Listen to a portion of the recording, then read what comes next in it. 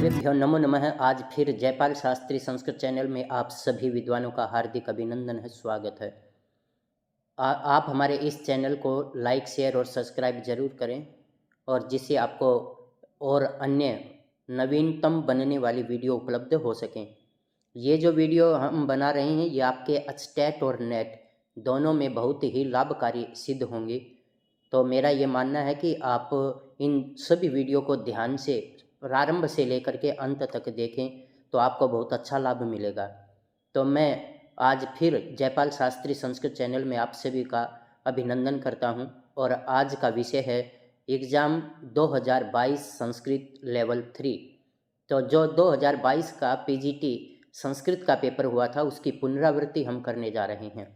तो इसके अंदर आप ध्यान से देखें कि किस प्रश्न का उत्तर क्या पूछा गया है और हमने उसका उत्तर कैसे देना है। यदि आप ध्यान से देखेंगे तो आपको आने वाली जो परीक्षा है उसमें प्रश्नों का समाधान करने में कोई कठिनाई अनुभव नहीं होगी। तो देखिए, आज हमारा जो पहला प्रश्न है वो प्रश्न है 91 का, कारक दृष्टिया शुद्ध प्रयोगो अस्ति। कारक की दृष्टि से शुद्ध प्रयोग है। अब आपने जो कारक पढ़े थे उसमें क्रुद्ध, द्रुह, सूर्य, ईर्ष्य, असूयर्थानाम यम प्रति कोपः। जहाँ पर भी क्रुद्ध धातु होगी, ईर्ष्य होगी, असूय होगी, द्रुह होगी, उसके योग में चतुर्थी विभक्ति का प्रयोग होता है। तो यहाँ पर पहला जो ऑप्शन है वो दे रखा है कि सा तुभ्यम असूयति। तुभ्यम चतुर्थी विभक्ति है, तो यहाँ पर सा वह तुमसे ईर्ष्या करती है, असूयति अहम त्वाम अभिद्रुह्यामि। तो यहाँ द्रुह धातु के योग में दूसरी विभक्ति लगा दी, ये ऑप्शन आपका गलत हो गया। अब जो तीसरा ऑप्शन है सा कस्मई अभिद्रुह्यति, अब ये जो तृतीय ऑप्शन है इसमें चतुर्थी विभक्ति है, द्रुह धातु का प्रयोग है, लेकिन अभी उपसर्ग आ गया, इसलिए यहाँ चतुर्थी विभक्ति का प्रयोग नहीं होगा। तो फिर यहाँ आपका प्रयोग क्या होगा? चतुर्थी विभक्ति, दूसरी विभक्ति आनी चाहिए थी, सा कम अभिद्रुह्यति। यदि द्रुह, असूय, ईर्ष्य, क्रुद्ध इन धातुओं के योग में यदि उपसर्ग आ जाएगा तो चतुर्थी विभक्ति के स्थान पर द्वितीय विभक्ति आ जाएगी। तो यहाँ पर आपका जो 4 का ऑप्शन है त्वम माम क्रुद्धेसी, अब यहाँ पर उपसर्ग नहीं है लेकिन दूसरी विभक्ति का प्रयोग कर दिया, इसलिए यहाँ क्रुद्ध धातु के योग में चतुर्थी विभक्ति आनी चाहिए थी। तो इसलिए आपका जो ऑप्शन 1 है ये बिल्कुल सही ऑप्शन हो गया। जिस भी धातु के आगे उपसर्ग आएगा, क्रुद्ध, द्रुह, ईर्ष्य, असूय, तो वहाँ दूसरी विभक्ति। यदि सीधी धातु का प्रयोग कर दिया जाए, क्रुध्यति, असूयति, ईर्ष्यति, द्रुह्यति, तो चतुर्थी विभक्ति आएगी।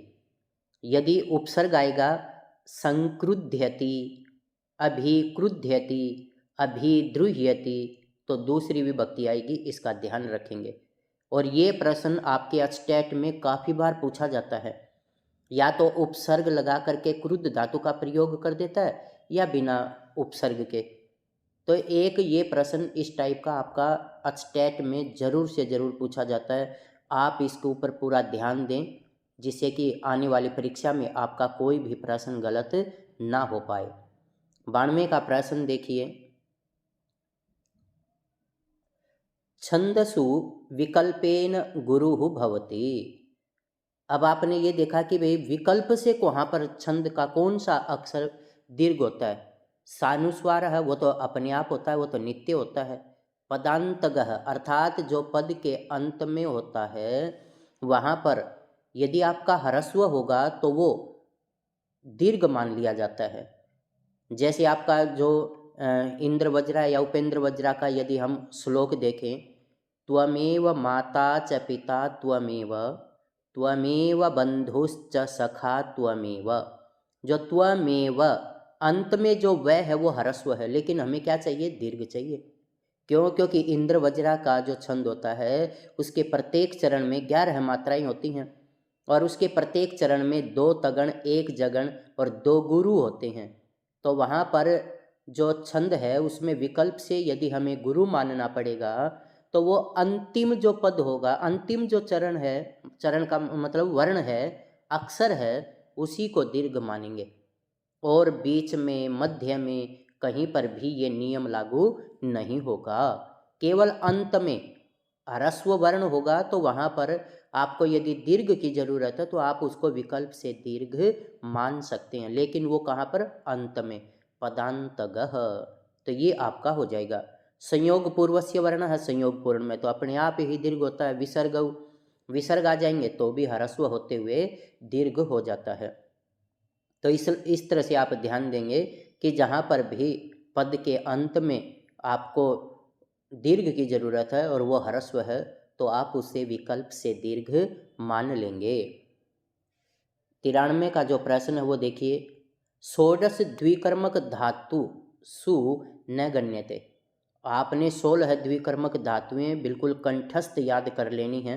और इसका जो अनुवाद का नियम है कि कहाँ पर आपका गौण होगा, कहाँ मुख्य होगा और कहाँ उसके वाच्य परिवर्तन में परिवर्तन होगा, ये भी मैं आप लोगों को एक बार एक वीडियो उपलब्ध कराऊंगा, जिससे कि आपका 16 द्विकर्मक धातुओं से संबंधित कोई भी प्रश्न आ जाए तो वो आपका गलत ना हो। तो यहाँ पर देखिए, मथ ये भी आपकी द्विकर्मक है, ह्री हरति ये भी आपका द्विकर्मक है। जैसे मथ है, सुधाम क्षीरनिधिम मथनाति, तो ये आपका द्विकर्मक है। ह्री कृषकः हलम हरति कर्षति। ची चयने लता शाखातः शाखाम पुष्पम चिनोति, तो ची धातु भी है। क्री जो धातु है ये आपकी द्विकर्मक धातुओं में नहीं आती। तो इसलिए आपका जो 93 का प्रश्न है उसके का जो 4 नंबर का ऑप्शन है ये आपका बिल्कुल सही ऑप्शन हो जाएगा। इसे आगे देखिए, आपका जो 94 का प्रश्न है, अनुचितम चिनुत, अनुचित जो है उसका चुनाव करना है आपने। त्रिमुनि यति युता, तो मुनि कितने हैं, 7, तो 7 और 3 गुणा करेंगे तो 21, तो 7 7 7 पर जहाँ पर जिसकी यति होती है वो सर्ग धरा छंद होता है। और ये मैंने आपने भी वीडियो में देखा होगा, यदि हम वैसे प्रश्न पत्र देखते तो भूल जाते हैं, लेकिन वीडियो में देखिए कि आपने हर बार ये यति युता का प्रश्न हर स्टेट में आया है, चाहे वो टीजीटी का हो चाहे पीजीटी का हो। तो उसके पूछने का तरीका अलग हो सकता है, नहीं तो ये प्रश्न आपका 2019 से लेकर के 22 का, आज हम ये 2022 का पीजीटी का जो पेपर है उसकी पुनरावृत्ति कर रहे हैं। तो हर पेपर में आपने ये त्रिमुनि यति युता का प्रश्न सुनने में आया होगा। तो इस तरह से त्रिमुनि यति युता ये आपका सही है, सर्ग धरा है। सूर्यास्वई ही, सूर्य 12 होते हैं और अश्व 7 होते हैं, ये भी सही है। और ये आपका 19 वर्ण हो गए। तो 19 वर्ण किस में होते हैं, शार्दुल विक्रीडितम में। रसई रुद्रैश्छिन्ना यमन सबलाग शिखरिणी, रस कितने होते हैं, 8 ना, रस होते हैं 6 और रुद्र होते हैं 11, तो 6 और 11 17। तो ये ऑप्शन जो 3 नंबर है ये आपका सही उत्तर हो जाएगा। भोगी लोकई ही मालिनी भोगी लोकई ही, तो भोग होते हैं 8 और लोक होते हैं 7। भाई जैसे अतल वितल सुतल रसातल तलातल पाताल, इस तरह से ये आपके 7 लोक हैं। और भोगी जो होते हैं, भोगी बोलते हैं सांपों को, तो उनकी जो कैटेगरी है या जो उनके प्रकार हैं वो 8 प्रकार के होते हैं। तो यहाँ पर आपसे एक प्रश्न ये भी देखिए, एक और प्रश्न इसमें से, भोगी लोकई ही, यदि इसका संधि विच्छेद आपसे करवाता है तो भोगिन प्लस लोकई ही, और उसके अंदर गै की जो मात्रा है वो भी ह्रस्व ही रहेगी और न जो है वो हलंत रहेगा। जैसे एक बार आपके स्टेट में प्रश्न आया हुआ है, योगिन प्लस ईश्वर योगीश्वर, तो ये प्रश्न आपका काफ़ी बच्चों का गलत हो गया था। क्यों? क्योंकि जो मूल रूप है उसमें आपने संधि विच्छेद करनी है। यदि आपने अकेला लिखना है तो योगी दीर्घ मात्रा आएगी, लेकिन जब आप संधि करेंगे तो योगिन भोगिन प्लस लोकैहि, और फिर न का लोप हो जाएगा, न लोप प्रातिपदिकांतस्य। तो फिर आप इसका जब संयोग करेंगे तो भोगी लोकैहि इति सिद्धम। तो इस तरह से आपने ये अनुचित चुनना था। तो जो रसई और रुद्र, रस होते हैं 6 और रुद्र होते हैं 11, लेकिन इसने क्या दे दिया 8 और 9। तो इस तरह से आपका जो 94 का प्रश्न है उसका 3 ऑप्शन सही है। इससे आगे आपका देखिए 95 का प्रश्न है, यमकालंकारे आवृत्त वर्ण समुदायस्य वैशिष्ट्यम न भवति तेनैव क्रमेण आवृत्ति है, उसी क्रम में आवृत्ति भिन्नार्थकत्वेन, एक सार्थक है एक निरर्थक है, समानार्थकत्वम। तो यहाँ क्या कहता है कि यमक अलंकार के आवृत वर्ण समुदाय की विशेषता वैशिष्ट्यम न भवति, अर्थात ये वैशिष्ट्य नहीं है भाई। वहाँ आपका जो है ना उसी क्रम से आवृत्ति होती है, वो भिन्न अर्थ वाला भी होता है, एक सार्थक एक निरर्थक भी हो सकता है, समानार्थकत्वम समान, अर्थात तेनैव क्रमेण आवृत्ति ही। तो ये आपके 95 का जो प्रश्न है उसका 1 नंबर का जो ऑप्शन है ये आपका बिल्कुल सही है। प्रश्न 96 देखिए, अफवाह इत्यस्य सर्वोपयुक्तः संस्कृत अनुवादो भविष्यति। संस्कृत में जो अफवाह फैलाते हैं उसे क्या बोलते हैं, लोकापवादः। तो ऑप्शन नंबर 2 जो है ये आपका बिल्कुल सही हो जाएगा। लोकापचार है ये गलत है, लोक संवेग है, लोकांजनम ये नहीं, लोकापवादः अर्थात आपके विषय में कोई अफवाह फैला देना, तो वो क्या कहलाएगा, लोकापवादः। आपका जो प्रश्न है 97 का वो देखिए, शुद्धम वाक्यम अस्ति, शुद्ध वाक्य है, लोकस्य अध्य अधिकृष्णो अस्ति। अब अधि अधि 2 बार आ जाएगा तो इसे द्विरुक्त बोलते हैं, और द्विरुक्त आभिक्षण्य को भी बोलते हैं, और आभिक्षण्य का ही दूसरा नाम विप्सा है। आभिक्षण्य आपने उत्तर कृदंत में पढ़ा होगा, जैसे स्मारम स्मारम, अणमुल जो प्रत्यय है उसकी आभिक्षण्य अर्थात विप्सा संज्ञा होती है, और विप्सा बोलते हैं द्विरुक्त को। तो यहाँ जो अधि अधि है यदि डबल आ जाएगा तो उसके योग में दूसरी विभक्ति होती है, लोकम लोकम अधि, ऐसा आना चाहिए था। तो लेकिन इसने षष्ठी विभक्ति लगा दी तो ये आपका गलत हो गया। सह अन्नम हेतोः निवसति। अब यहाँ पर क्या है, सह अन्नस्य हेतोः निवसति। यदि वाक्य के अंदर हेतु शब्द का प्रयोग कर देंगे तो जहाँ अन्नम दूसरी विभक्ति लगाई है वहाँ पर षष्ठी विभक्ति आ जाएगी, और यदि आपने वाक्य से हेतु शब्द को हटा दिया तो तृतीय विभक्ति आएगी, सह अन्नेन निवसति, सह अध्ययनेन निवसति। लेकिन यदि आपने हेतु शब्द का प्रयोग कर देंगे तो वहाँ पर जो आप दूसरी लगा रहे हैं, सह अन्नस्य हेतोः निवसति, फिर आपका ऐसा वाक्य बनेगा, चौरेभ्यो भीतो असि, चोरों से तुम डरे हो। तो यहाँ पर जहाँ भीत अर्थात डर वाली धातु आ जाएगी उससे पंचमी विभक्ति होती है। तो यहाँ आपका जो ऑप्शन 3 है ये आपका बिल्कुल सही उत्तर हो जाएगा। रक्ष माम नर्क पातेन, नर्क पातात, नर्क से नर्क, नर्क पाते।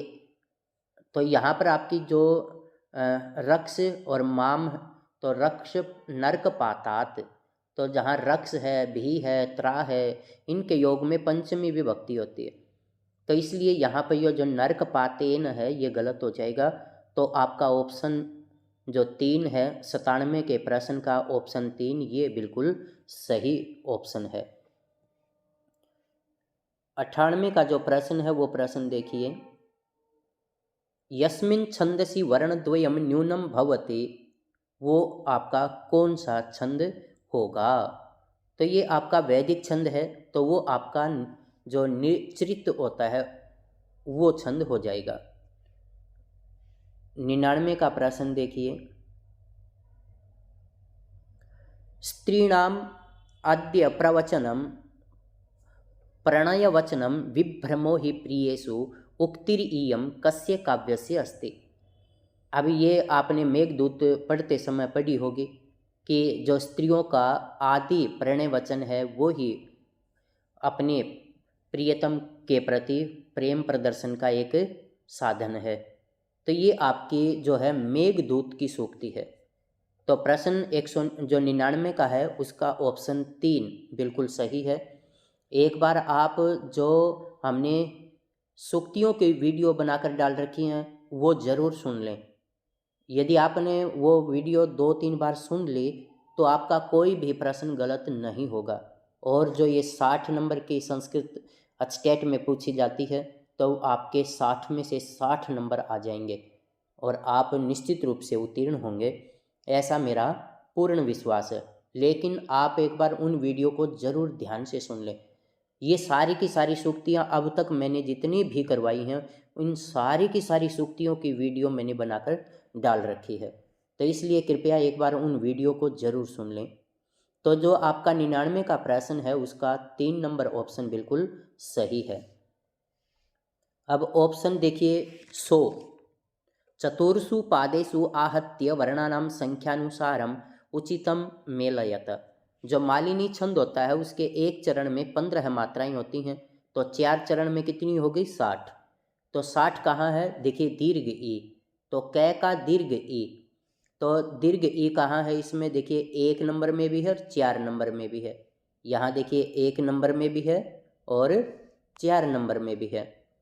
अब आपका दूसरा देखिए वंशस्थ 12, 12 चौक 48, तो जो ख का है वो ए है, जो ख का ए आपका कहाँ 1 नंबर में। तो इस तरह से आपका जो ऑप्शन 1 है ये बिल्कुल सही हो जाएगा।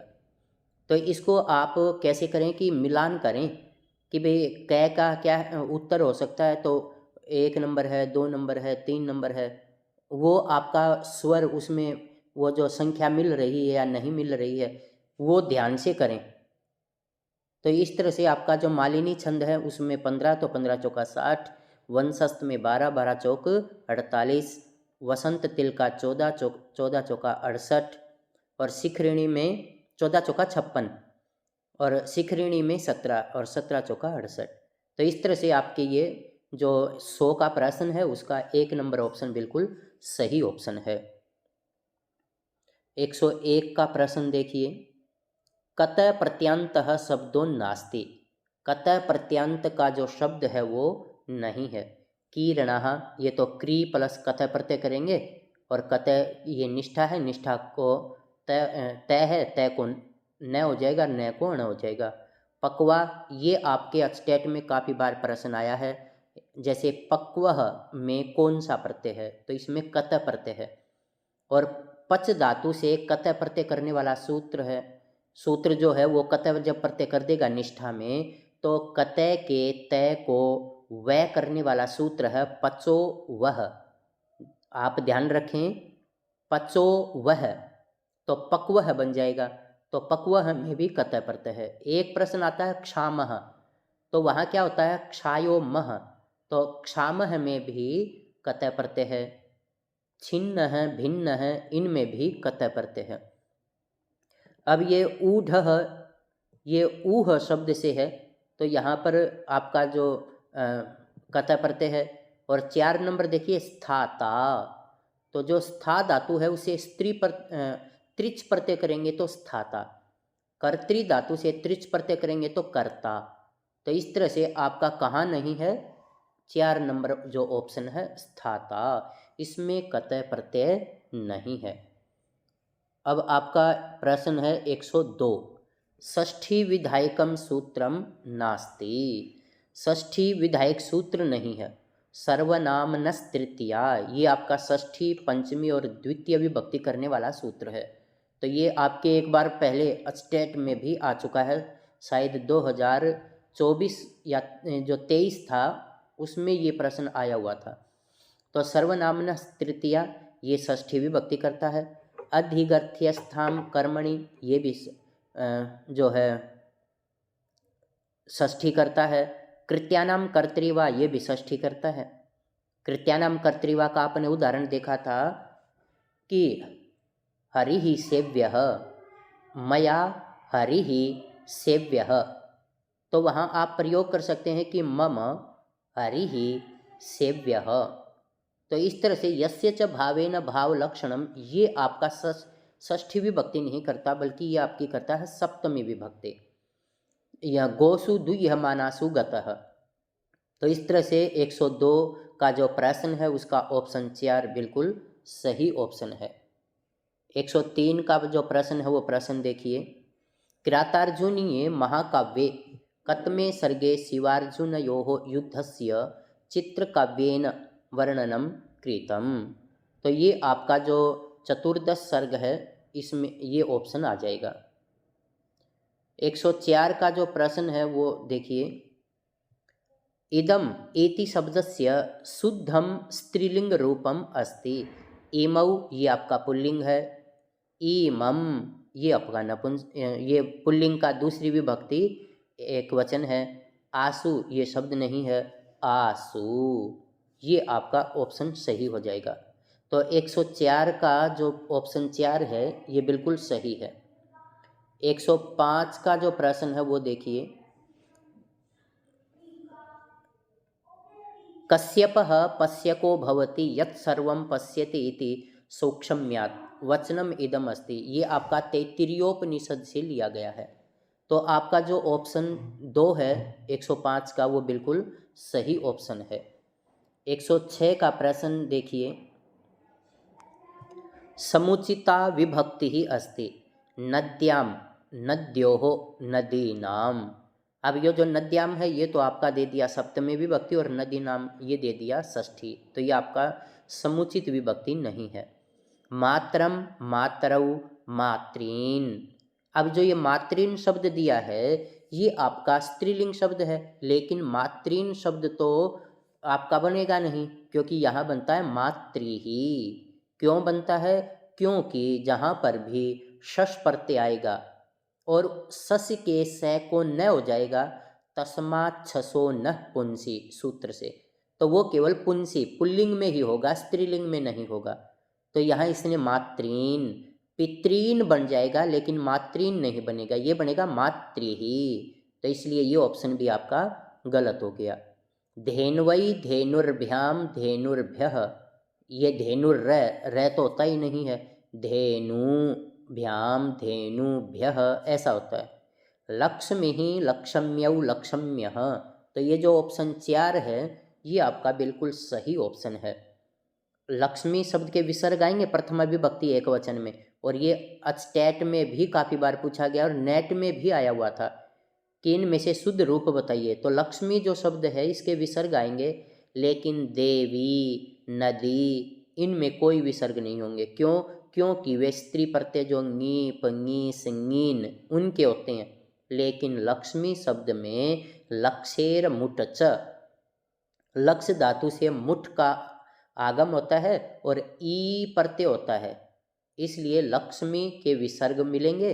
नदी देवी सरस्वती पार्वती इनमें विसर्ग नहीं होते।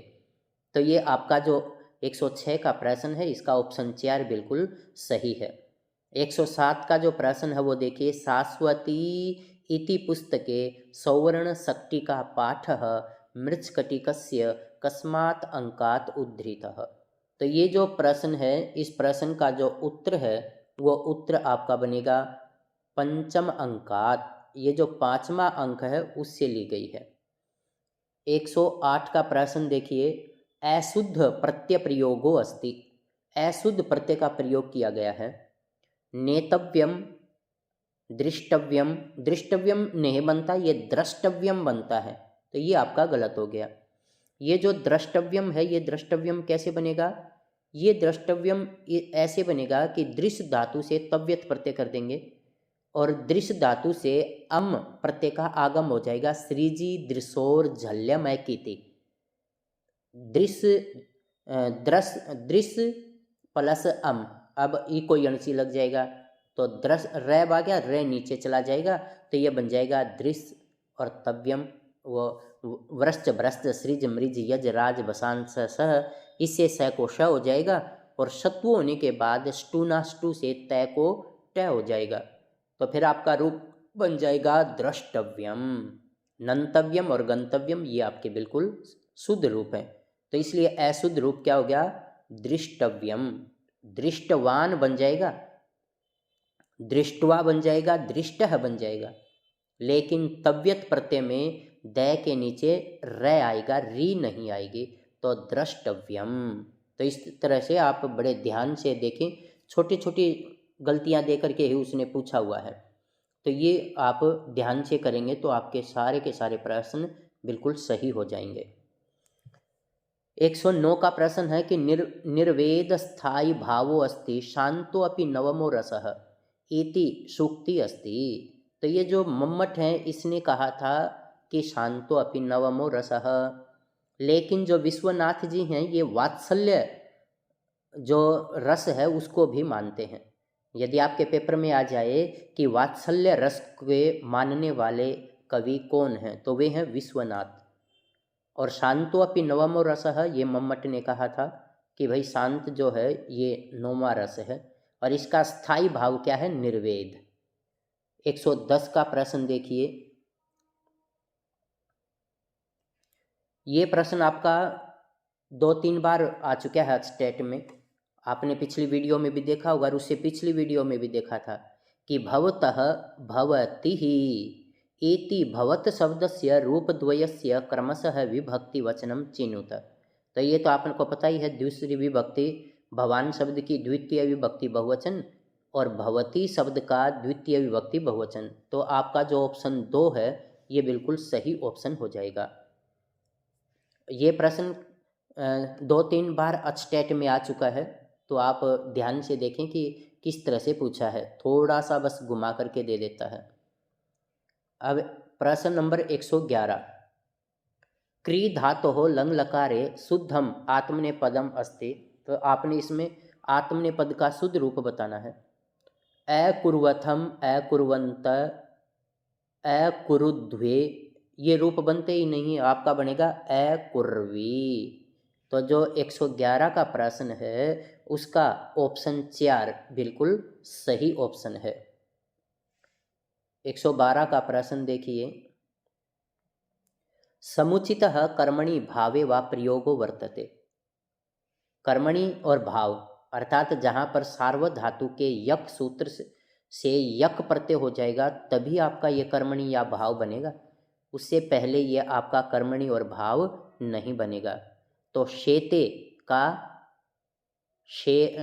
सीयते रूप बनेगा, पिबती का पीयते रूप बनेगा, दीर्घ ई आएगी, और तिष्ठति का स्थीयते और लिख का लिख्यते।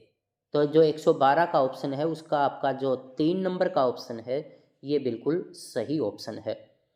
वाच्य परिवर्तन पढ़ते समय आपने, जब हम अनुवाद पढ़ते थे तो उस समय ये देखा होगा कि जो धातु है उसके मूल रूप को लिख करके सार्वधातु धातु के यक प्रत्यय कर देंगे और टित आत्मनेपदानाम टेरे तय प्रत्यय लाएंगे और टेरत्व कर देंगे। लिख का लिख्यते, पठ का पठ्यते, हस का हस्यते, खाद का खाद्यते, पा का पीयते, नी का नीयते। ये जो स्थीयते, तो यहाँ स्था धातु में जो दीर्घ ई हुई है वो कैसी हो गई? वो दीर्घ ई करने वाला सूत्र है अकृत सार्वधातु कयोर दीर्घ। तो इस तरह से आप देखेंगे तो ध्यान से करें कि भाई इसमें दीर्घ ई आएगी या ह्रस्व ई आएगी। तो 112 का जो प्रश्न है उसका 3 नंबर का ऑप्शन बिल्कुल सही ऑप्शन है। 113 का प्रश्न देखिए। समुचितः कत्वा प्रत्यय प्रयोगो वर्तते। अद का जगध्वा,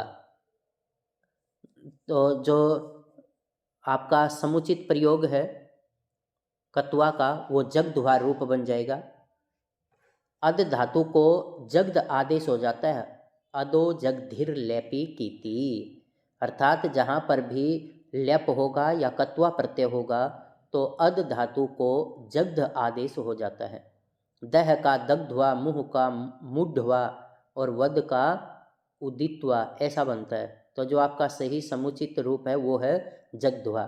एक बार आपके ये मुह धातु का ऑप्शन भी स्टेट में पूछा हुआ है, तो मुड्ढवा रूप बनेगा इसका। 114 का जो प्रश्न है वो प्रश्न देखिए, त्वम आवाम सुरेशश्च श्रीमद् गीताम। अब क्या आएगा? अब ये बड़ा ये आसान है, लेकिन थोड़ा सा ध्यान देने की ज़रूरत है इसमें। इसका नियम क्या है कि जहाँ पर भी किसी भी वाक्य में प्रथम पुरुष, मध्यम पुरुष और उत्तम पुरुष तीनों ही कर्ता आ जाएं तो उत्तम पुरुष की क्रिया आएगी। जहाँ पर भी प्रथम पुरुष और मध्यम पुरुष के कर्ता होंगे तो वहाँ आपकी मध्यम पुरुष की क्रिया आएगी। लेकिन उनके वचन वे गिन लेंगे कि वो उनकी संख्या कितनी बनती है, उसके अनुसार क्रिया का प्रयोग किया जाएगा। अब इसमें देखिए, त्वम 1, आवाम 2 तो 3 हो गए, और सुरेशश्च 4, श्रीमद् भगवद गीताम। अब इसमें देखिए, त्वम मध्यम पुरुष है, आवाम उत्तम पुरुष है, सुरेश प्रथम पुरुष है। तो तीनों ही पुरुष आने के कारण यहाँ पर जो उत्तम पुरुष है आवाम, अब आवाम 2 हैं, लेकिन त्वम, आवाम और सुरेश ये 4 हो गए, इसलिए लंग लकार उत्तम पुरुष बहुवचन की क्रिया आएगी। तो बहुवचन में क्या बनेगा? अश्रिणम। तो ये जो ऑप्शन 3 है ये आपका बिल्कुल सही ऑप्शन हो जाएगा। और इस प्रकार का जो प्रश्न है वो हर स्टेट में पूछा गया है, इसलिए आप इसको बड़े ध्यान से कर लें इस नियम को, कि भाई जहाँ पर भी किसी भी वाक्य में केवल प्रथम पुरुष के करता है तो प्रथम पुरुष की ही क्रिया लगाएं, प्रथम पुरुष और मध्यम पुरुष के करता है तो मध्यम पुरुष की कर्ता क्रिया लगाएं, और जहाँ पर मध्यम, प्रथम, मध्यम और उत्तम पुरुष के करता हैं तो उत्तम पुरुष की क्रिया की जो क्रिया है, धातु है, उसका प्रयोग होगा। तो यहाँ पर त्वम, आवाम, सुरेशश्च ये 4 हो गए, और 4 होने के कारण उत्तम पुरुष का कर्ता भी है, तो उत्तम पुरुष बहुवचन की क्रिया आ गई। इसलिए 114 का जो प्रश्न है उसका 3 नंबर ऑप्शन बिल्कुल सही ऑप्शन है। वधू इति शब्दस्य समुचितम रूपम नास्ति। वध्वै चतुर्थे एकवचनम, वध्वाः षष्ठे एकवचनम, वध्वाम सप्तम में एकवचनम, वधुम द्वितीय एकवचनम। अब आपने देखा कि जो वधू शब्द है उसमें दीर्घ उ होता है, लेकिन जो ऑप्शन 4 है इसमें ऑप्शन ह्रस्व उ दे दिया, तो ये जो ऑप्शन 4 है ये आपका समुचित रूप नहीं है, इसलिए 115 का ऑप्शन 4 का उत्तर हो जाएगा। विचिन्तय इत्यस्य पदपरिचयो अस्ति। विचिन्त ल्यप, विचिन्त यत्, विचिन्त क्यप, विचिन्त लोट। यदि विचिन्त्य आदात्य होता तो ल्यप प्रत्यय हो जाता, लेकिन अब इसमें क्या कर दिया? पूरा कर दिया, विचिन्तय। आप रूप चला लो, चिन्तयतु, चिन्तयताम, चिन्तयन्तु, चिंतय, लेकिन वि उपसर्ग लगा रखा है बस, और कोई भेद नहीं है। विचिन्तयतु, विचिन्तयताम, विचिन्तयन्तु, विचिन्तय। तो इस तरह से आपका जो ऑप्शन 4 है ये बिल्कुल सही ऑप्शन हो जाएगा। 116 का जो प्रश्न है उसका ऑप्शन 4 बिल्कुल सही ऑप्शन है। 117 का जो प्रश्न है वो प्रश्न देखिए, घय प्रत्ययस्य समुचितः प्रयोगो अस्ति। घय प्रत्यय का समुचित प्रयोग है। आरोहः, कुंभकारः, चक्राणः, जन्मेजयः। अब आपका जो ऑप्शन 1 है ये बिल्कुल सही है, घय प्रत्यय हो गया। आ उपसर्ग है, रूह धातु से घय प्रत्यय करेंगे तो आरोह बन जाएगा। कुंभ पूर्वकात क्री धातु से कर्मण्य अण सूत्र से अण प्रत्यय करेंगे तो कुंभकारः बन जाएगा, और ये उपपद तत्पुरुष समास है तो कुंभकार में अण प्रत्यय है।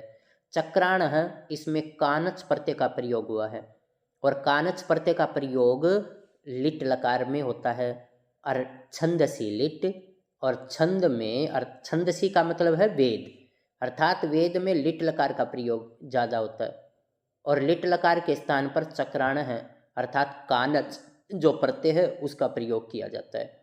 जन्मेजय हमें खस प्रत्यय है, जो आपने जन्मेजय रूप बनाया था तो उसमें देखा था कि ए जे हे खस सूत्र से खस प्रत्यय किया था, तो इसलिए आपका जो आरोह ये आपका क्या हो गया, घय प्रत्यंत हो गया।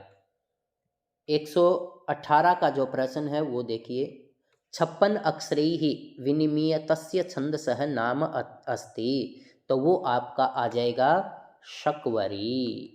तो 118 का जो ऑप्शन 1 है शकवरी, वो आपका बिल्कुल सही और राइट उत्तर है। एक बार आप सभी वैदिक छंदों के ये लिख लें कि किसके कितने अक्षर होते हैं भाई, 56 हैं, 48 हैं, 42 हैं, 72 हैं, 78 हैं, जितने भी हैं उनकी एक चार्ट सा बना लें और उसे हर रोज़ आप दोहराएं और आपको सारे के सारे याद हो जाएंगे। तो 118 का जो ऑप्शन 1 है ये बिल्कुल सही ऑप्शन है। अब इसमें वारी शब्द आ गया, ये भी आपका हर स्टेट में पूछा गया है, इसलिए आप वारी शब्द के रूप बहुत अच्छे से याद कर लें। द्वितीया द्विवचन में वारिणी। अब द्वितीया में क्या होता है कि री छोटी मात्रा होती है और अणि बड़ी होती है, तो ये गलत हो गया, समुचित रूप नहीं है। प्रथमा बहुवचन में वारिणी, ये भी नहीं है, इसमें जो रै की है ये बड़ी होनी चाहिए थी, अणे की दीर्घ होनी चाहिए थी। चतुर्थी एक वचन में वारिणे, अब वारी की जो ई है ये ह्रस्व होनी चाहिए थी, ये गलत होगी, वारिणी। आप 119 का जो ऑप्शन 4 है ये बिल्कुल सही ऑप्शन है। वारिणी, वारी शब्द से नी प्रत्यय करेंगे और बीच में नुम का आगम हो जाएगा, नपुंसकलिंग शब्द है, न में नी की ई मिल जाएगी, वारिणी। तो वारिणी ये सप्तमी विभक्ति एक वचन का रूप है। 120 का जो प्रश्न है वो देखिए, कुसुमित लता भी रहता अप्यधत्त रुज मलिकुलैरदष्टापि परिवर्तते स्म नलिनी लहरीभिः लोलिताप्य घुरणत सा, अत्र को अलंकार है। तो यहाँ आपका जो अपन होती अलंकार है वो अपन होती अलंकार हो जाएगा। तो 120 का जो ऑप्शन 3 है ये सही हो जाएगा। अलंकारों के कुछ उदाहरण हैं वो आप एक बार ध्यान से देख लें जो बार बार आते हैं। 121 का प्रश्न देखिए, श्री पद्म शास्त्री विरचित कथा संग्रहो अस्ति। आपका जो 9वीं क्लास की या 10वीं क्लास की जो पाठ्य पुस्तक है उसके अंदर ये दे रखा है विश्व कथा शतकम। ये श्री पद्म शास्त्री जी की कथा संग्रह है, और जो 9वीं और 10वीं की वीडियो बनाकर मैंने आपको उपलब्ध कराई थी उसमें भी ये प्रश्न दिया हुआ है, तो आप एक बार ध्यान से 9वीं और 10वीं की जो वीडियो हैं उनको भी ध्यान से सुन लेंगे तो आपको पता चल जाएगा। तो 121 का जो एक ऑप्शन है ये बिल्कुल सही ऑप्शन है। 122 का देखिए, शाब्दी व्यंजनायां संयोगादिषु कालस्य उदाहरणम् अस्ति। रामानुज गतिस्तयोः सर्वं जानाति देवः कुपितो मकरध्वजः निशि चित्रभानुर्विभाति। तो यहाँ पर ये जो निशि चित्रभानुर्विभाति ये आपका ऑप्शन सही हो जाएगा। 123 का प्रश्न देखिए, भो भगो योसी सूत्रस्य उदाहरणम अस्ति। शंभूराजते, ये आपका किसका उदाहरण है, ढ्रह लोपे पूर्वस्य दीर्घोणः और रोरी। स याति, जो ये स याति है ये हली सर्वेशाम का उदाहरण है। तो ये मेरे पास मध्य सिद्धांत कौमुदी है और इसमें हमने जब विसर्ग संधि पढ़ी थी तो उसमें देखा था कि भो देवाह, ये मैं हली सर्वेशाम के उदाहरण बोल रहा हूँ, आप ध्यान से सुने। क्योंकि ये जो दो प्रश्न है भो भगो अघो अपूर्वस्य योसी और हली सर्वेशाम, इसके उदाहरण पूछता है। पिछले स्टेट में भी एक बार हली सर्वेशाम के उदाहरण पूछे हुए हैं, तो जो हली सर्वेशाम है मैं उसके उदाहरण बोल रहा हूँ आपको। भो देवाह भगो नमस्ते अघो या ही, ये जो दे रखा है ना स याति, तो ये आपका हली सर्वेशाम का ही उदाहरण है। और देवा यान्ति, तो ये आपके हली सर्वेशाम के उदाहरण थे। अब इसने अपने जो 123 का प्रश्न है भो भगो अघो अपूर्वस्य योषि सूत्र का उदाहरणम अस्ति, अब मैं इसके उदाहरण बोल रहा हूँ। देवा इह और देवाई है, तो ये जो ऑप्शन आपका 3 है ये आपका ऑप्शन बिल्कुल सही ऑप्शन है। तो यहाँ आपने देखा कि भो भगो अघो यो पूर्वस्य देवाई है और देवा ई है, जैसे विषण ई है विषण वी है, उसी प्रकार का ये उदाहरण है। और बालो याति, तो ये जो बालो याति है ये आपका प्रश्न ये किसका उदाहरण है? हसीचय का। यदि एस का निशान होता तो आपका अतोरोर प्लुताद पलूते का उदाहरण बन जाता, लेकिन अब यहाँ बालो याति एस का निशान नहीं है, तो ये आपका हसीचय और इंग वो जो हसीचय का उदाहरण बन जाता। लेकिन वहाँ पर जो एस का निशान है वहाँ आपका अतोरोर प्लुताद पलूते भी हो सकता है और इंग पदांतादति भी हो सकता है, लेकिन ए आ जाएगा तो वो केवल इंग पदांतादति का, जैसे हरेव, हरे प्लस अव एस का निशान है और ए है, तो वो केवल इंग पदांतादति का ही उदाहरण बनेगा और किसी का उदाहरण नहीं बनेगा। शंकरः शान्तः नंदनम एतानि उदाहरणानि सन्ति, तो ये आपके किसके उदाहरण हैं? ये आपके उदाहरण हैं अनुस्वारस्य यई परस्वरणः, तो 124 का जो ऑप्शन 1 है ये आपका बिल्कुल सही ऑप्शन है।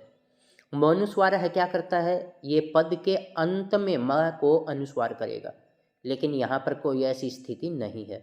यर अनुनासिक अनुनासिक वा ये क्या करता है?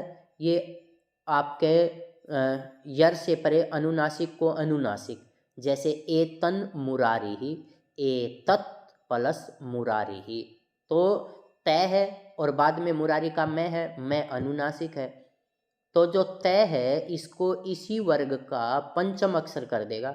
कौन? यर अनुनासिक अनुनासिको वा, तो एतन मुरारी ही ये रूप बन जाएगा।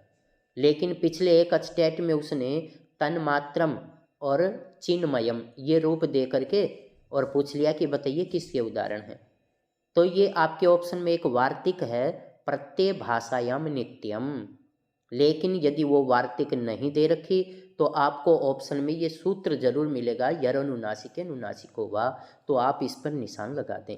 और छेच ये तुक करने वाला सूत्र है, जैसे शिव छाया।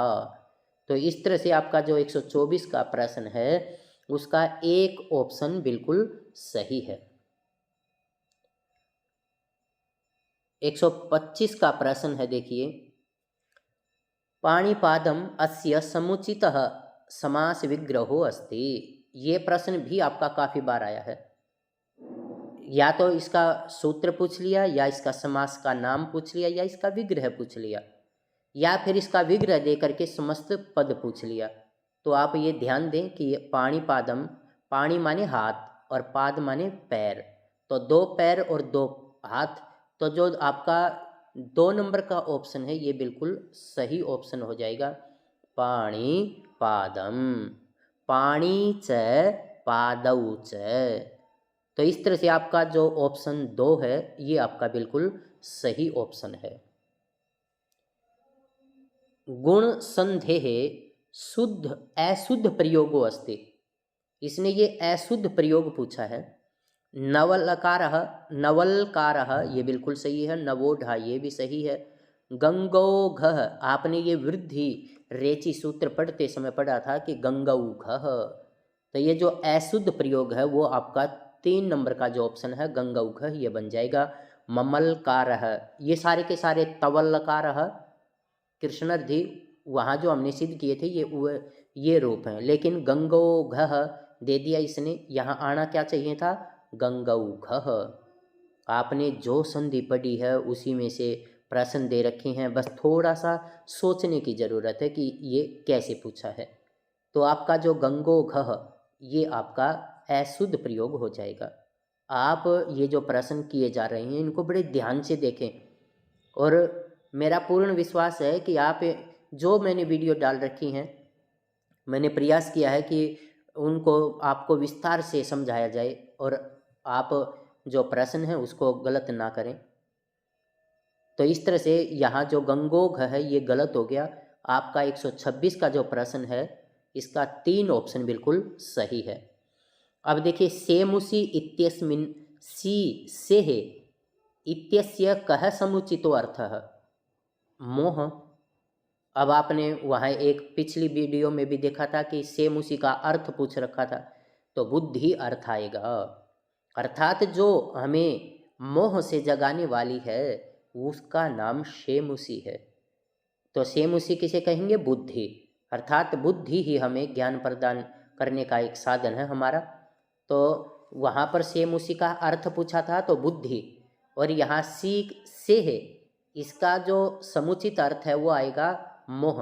अर्थात जो हमें मोह से या निद्रा तंद्रा से जो जगाती है उसका नाम है शेमुसी।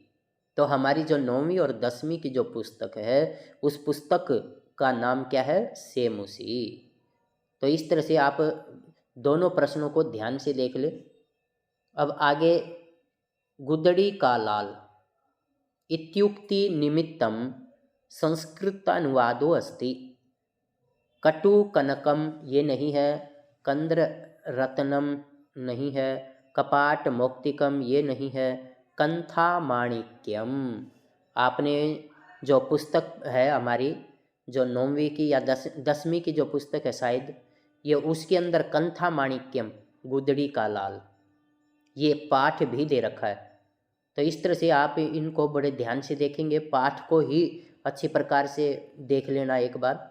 और 9वीं से +2 तक की जो पुस्तक हैं उनकी जो भूमिका और योग्यता विस्तार उसको बड़े ध्यान से अध्ययन करना है। उसका कोई शब्द नहीं छोड़ना कि उसने क्या वहाँ पर लिखा है और कैसे पढ़ाया है। इस तरह से आप देख लेंगे तो आपके सारे प्रश्न बिल्कुल सही हो जाएंगे। तो 128 का जो ऑप्शन 4 है ये बिल्कुल सही ऑप्शन है। 129 का प्रश्न देखिए, अतोरोर प्लुताद प्लुते सूत्रे अस्मिन् नोक्तः सूत्रे अस्मिन्, ये इसमें कहा गया है कि पूर्व पदे अप्लुतः अकारः, उत्तर पदे प्लुतः अकारः, पूर्व पदे अप्लुतादकारस्य पश्चात रुः, उत्तर पदे अप्लुतः अकारः। नोक्तः नहीं कहा है, अर्थात ये जो आपका पूर्व पद में अप्लुत अकार हो, उत्तर पद में प्लुत अकार हो, ये आपका पूर्व पदे अप्लुतकार पश्चात रु हो, उत्तर पदे अप्लुतः अकारः। तो क्या नहीं कहा गया है? तो ये कहा गया कि पूर्व पद में अप्लुत अकार और पश्चात रु, ऐसा ये नहीं कहा गया है। गांधी विरचितायाः आत्मकथायाः पंडित होस्करे नागप्पा शास्त्री कृतोनुवादः केन नामना प्रसिद्धः? तो ये आपका है सत्य शोधनम। तो गांधी विरचित जो आत्मकथा है उसके का जो अनुवाद किया है वो है सत्य शोधनम, और ये किसकी रचना है? पंडित होस्केरे नागप्पा शास्त्री महोदय की। 131 का जो प्रश्न है वो प्रश्न देखिए, भवानी भारती इति नामधेयम संस्कृत खंड काव्यम कस्य रचना अस्ति? तो ये महर्षि अरविंद की रचना है। भवानी भारती ये खंड काव्य किसकी रचना है? महर्षि अरविंद की रचना है। 132 का प्रश्न देखिए, समुचित मेलनम कुरुत। तो यहाँ आपने इसका समुचित मिलान करना है। तो समुचित मिलान में क्या आएगा वो देखिए एक बार। व्यधिकरण बहुव्रीहि, समानाधिकरण बहुव्रीहि, तुल्य योग बहुव्रीहि।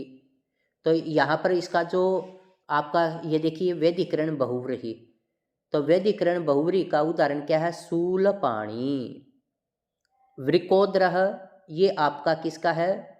उपमान, उपमान का है। जो ये आपका यहाँ दे रखा है उपमान वाचक बहुव्रीहि, ये इसका उदाहरण है।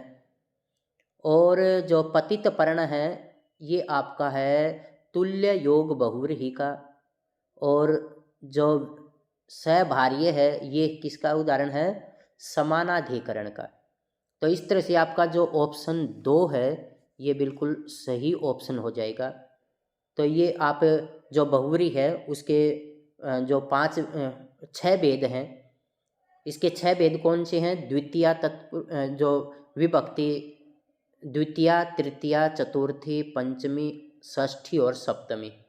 तो ये आपके 6 भेद हैं। तो उनमें से आप इनको एक बार ध्यान से एक बार फिर भी अभ्यास कर लेना, जिससे आपको पता चल जाएगा। 133 का जो प्रश्न है वो प्रश्न देखिए। कृपणानाम धनम नागानाम फणमणिः केसराः सिंहानां कुलबालिकानां स्तनाः कुतः स्पृश्यन्ते अमृतानाम्। अब देखिए यहाँ पर केवल कारक ही कारक दे दिए और अंत में केवल एक क्रिया के साथ उनका योग कर दिया।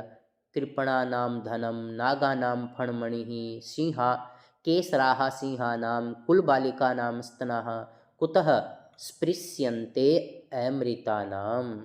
तो केवल एक ही क्रिया जहाँ पर आ जाए या क्रिया ही क्रिया ज़्यादा आ जाए तो वो आपका दीप का अलंकार होगा।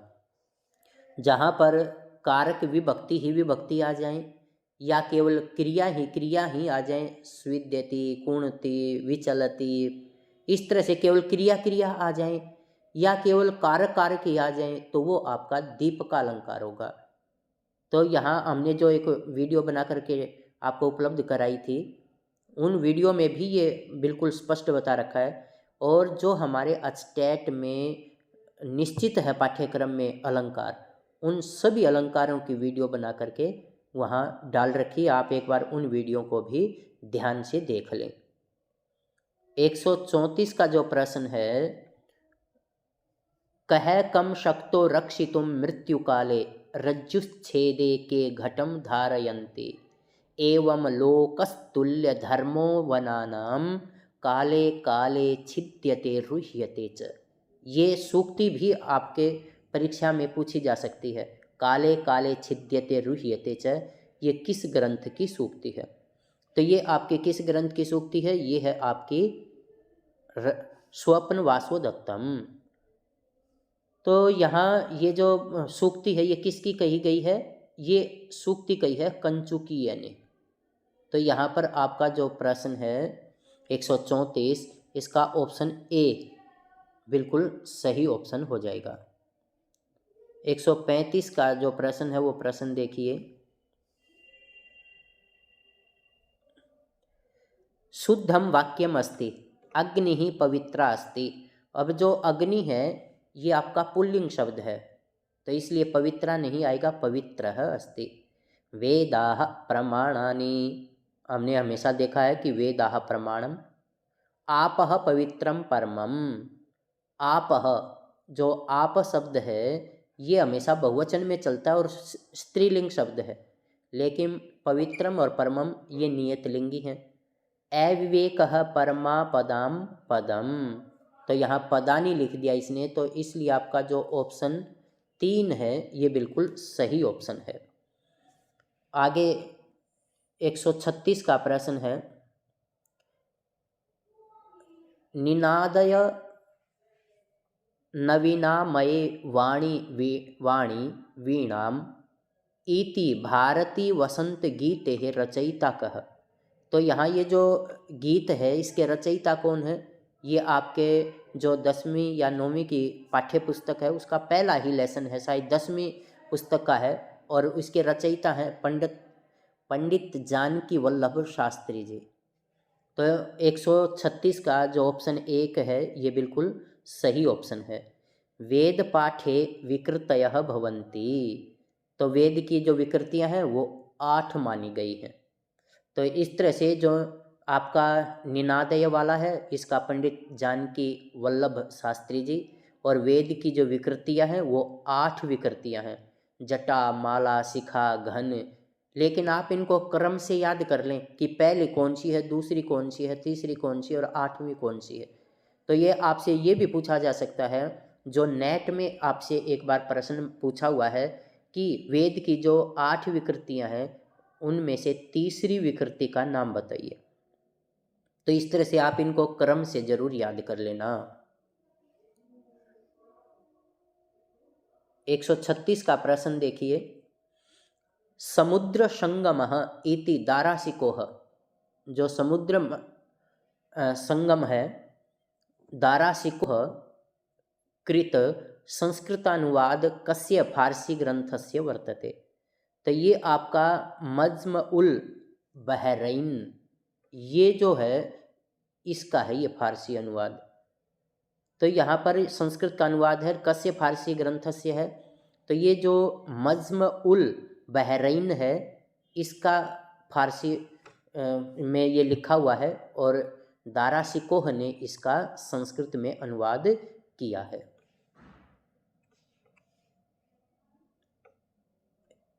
139 का प्रश्न देखिए, अव्ययी भाव समासः कस्मिन् अर्थे न भवते।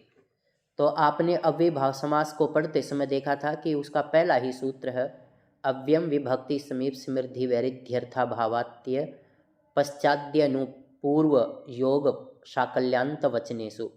तो इस तरह से ये जो अव्ययी भाव समास है ये कस्मिन् अर्थे न भवति, विशेषार्थे, तो ये विशेषार्थ में नहीं होता, वैरिद्धि में होता है, साकल्यांत में होता है और अनुपूर्व में होता है, लेकिन विशेषार्थे इसका प्रयोग नहीं होता।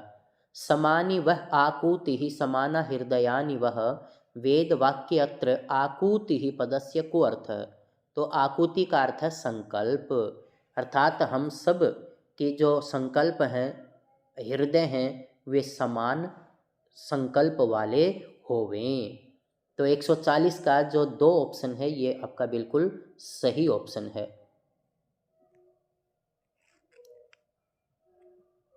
141 का प्रश्न देखिए, तोरली सूत्रस्य उदाहरणम नास्ति। तोरली सूत्र का उदाहरण नहीं है। तल्लयः ये भी उदाहरण है। वल्लभः ये शब्द है न कि उदाहरण, तो ये वल्लभः नहीं आएगा, तल्लाभः और विद्वान लिखति। तो ये जो तोरली सूत्र है उससे सिद्ध होते हैं, तो वल्लभः ये इसका उदाहरण नहीं है। वैदिकरण तत्पुरुषस्य कतिविधो भवति, तो ये आपका षड्विध होता है, द्वितीया, तृतीया, पंचमी, षष्ठी, सप्तमी। तो इस तरह से जो वैदिकरण तत्पुरुष समास है ये 6 प्रकार का होता है। 143 का प्रश्न है, काकबली इत्यस्य समुचितः समास विग्रहो नास्ति। अब ये हमने समास पढ़ते समय देखा था कि हम जहाँ पर भी ये बलि शब्द आ जाएगा तादर्थे चतुर्थी वाच्या, ये तो चतुर्थी विभक्ति करने वाला सूत्र है। तो काक बलि ये काकेभ्यो बलि, अर्थात आप एक वचन में, द्विवचन में और बहुवचन में, लेकिन चतुर्थी विभक्ति में ही विग्रह करेंगे। इनके अतिरिक्त यदि कोई विभक्ति है तो उसमें ये सूत्र नहीं होगा। तो यहाँ देखिए आपका जो ऑप्शन 3 दे रखा है का नाम बलि, तो ये षष्ठी विभक्ति दे दी। काकेभ्यो बलि ये आपकी चतुर्थी द्विवचन है। काकेभ्यः ये बहुवचन है चतुर्थी का, काकाय ये एक वचन और काकाभ्याम ये आपका द्विवचन है। तो इस तरह से ये जो आपका 141 का प्रश्न है इसका ऑप्शन 3 काका नाम बलि ही, तो ये आपका क्या हो जाएगा, असमुचित हो जाएगा। तो जहाँ पर भी आपने बलि, हित, सुख, रक्षित ही ये आ जाएंगे तो चतुर्थी विभक्ति का वो एक वचन में भी विग्रह हो सकता है, द्विवचन में भी हो सकता है और बहुवचन में भी हो सकता है।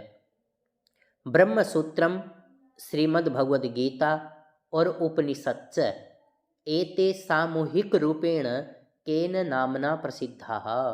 तो ये सामूहिक रूप से किसके नाम से प्रसिद्ध हैं? प्रस्थानत्रयी के नाम से।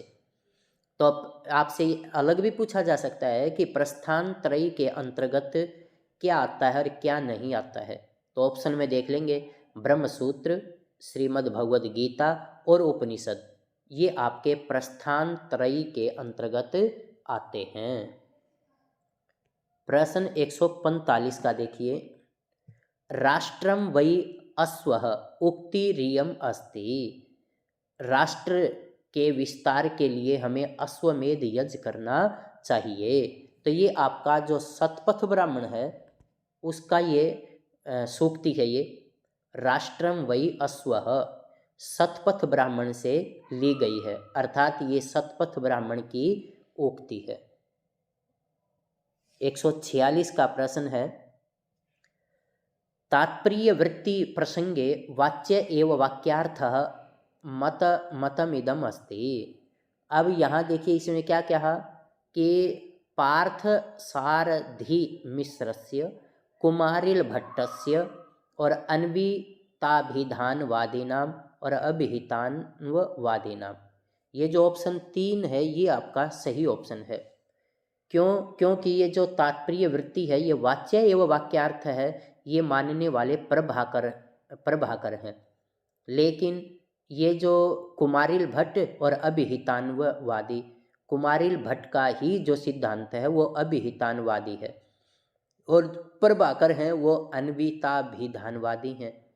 कुमारिल भट्ट और प्रभाकर के जो गुरु हैं वो कुमारिल भट्ट हैं और कुमारिल भट्ट और प्रभाकर गुरु ये मीमांसक हैं। आपसे ये प्रश्न नेट में पूछा हुआ है कि ये बताइए किस संप्रदाय के हैं, तो ये मीमांसक संप्रदाय के हैं, अर्थात ये मीमांसक हैं। तो तात्पर्य वृत्ति के प्रसंग में जो 143 का प्रश्न है उसका 3 नंबर का जो ऑप्शन है वो बिल्कुल सही ऑप्शन है।